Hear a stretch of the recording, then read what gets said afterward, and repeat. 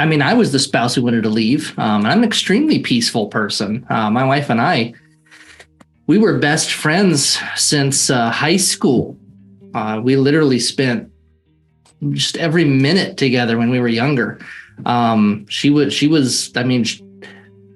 my buddy. You know, we just did like if I was going to play video games with somebody, I wanted it to be her, to the point where that friendship with her eclipsed all the other relationships in my life. And me and her were just like, we were each other's people. And then when we were married 15 years, it just, you know, we wanted different things. We didn't have children.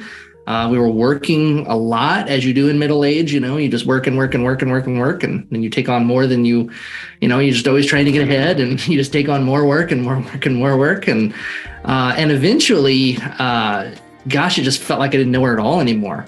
And in that whole process, there was never any conflict. We were just so super friendly. We could sit down and watch a YouTube video or get on Netflix, or we could read the same books. We even played video games together still.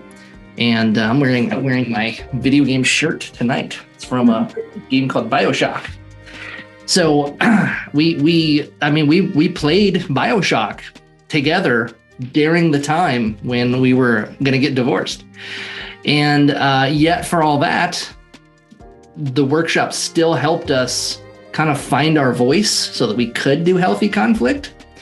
And one of the things I had to learn is that conflict is good for a relationship, and there are skills you have to learn to be able to do it well. And the workshop helped us learn how to do that.